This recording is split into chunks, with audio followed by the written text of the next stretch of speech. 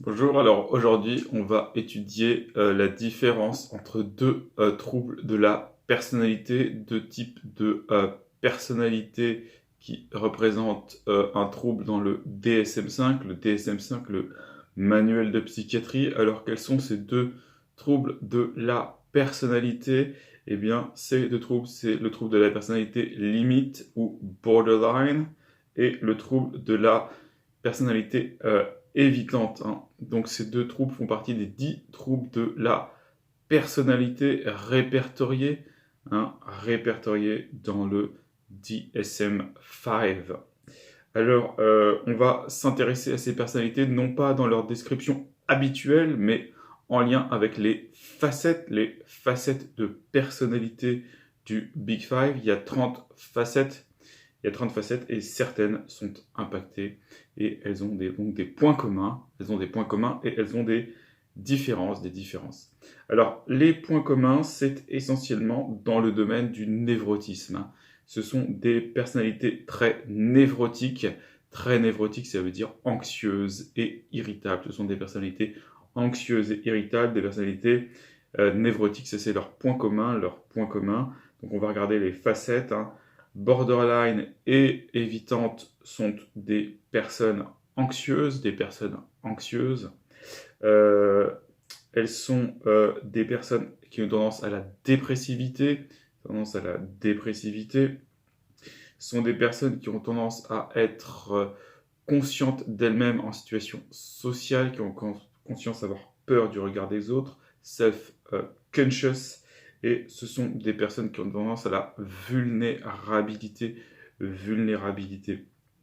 Alors, dans le domaine du névrotisme, en quoi est-ce qu'elle s'oppose? Eh bien, tout simplement parce que, en outre, il y a deux facettes par lesquelles elle diffère.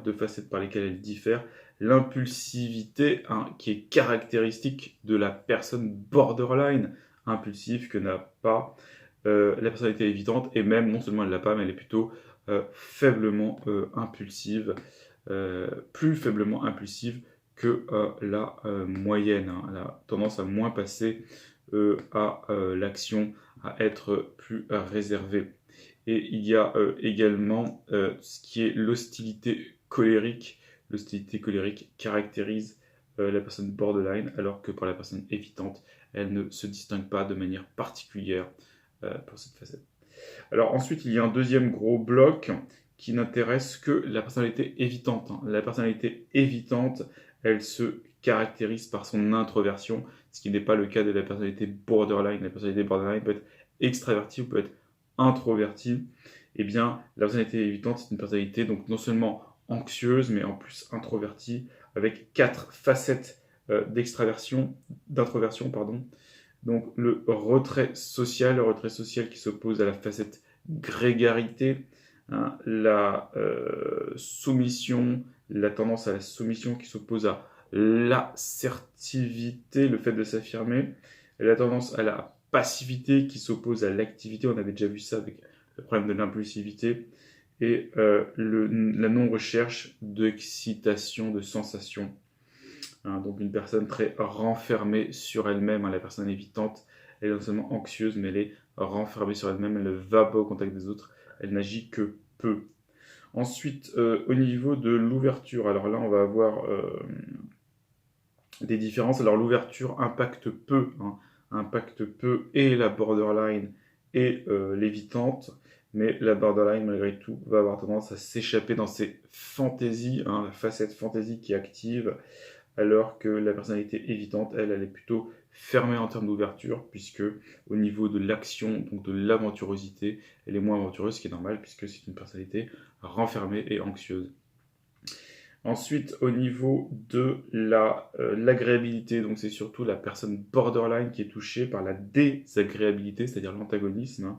Donc on va dire que la personne borderline, c'est une personne à la fois anxieuse, névrotique, mais aussi antagoniste, hein, c'est son deuxième grand pilier, qui se caractérise par la facette de manque de confiance, hein, elle est un petit peu parano, la borderline, de tromperie, deuxième facette. Quatrième facette, dans la liste des 6 facettes de l'agréabilité, agression, agression des autres. Donc on avait déjà vu ça avec l'hostilité colérique. Donc ces 3 aspects de désagréabilité d'antagonisme, alors que la personne évitante, elle va avoir au moins un aspect d'agréabilité qui est la facette 5, la modestie, une tendance à la modestie, ce qui est normal puisque elle n'est pas très affirmée en fait au final. Et finalement, au niveau de la borderline, en lien avec ce caractère très impulsif qu'on avait vu dans une des facettes du névrotisme, eh bien, ça se retrouve dans le manque de délibération, c'est-à-dire qu'elle va se précipiter de son impulsivité, ce qui n'est évidemment pas le cas de la personnalité évitante.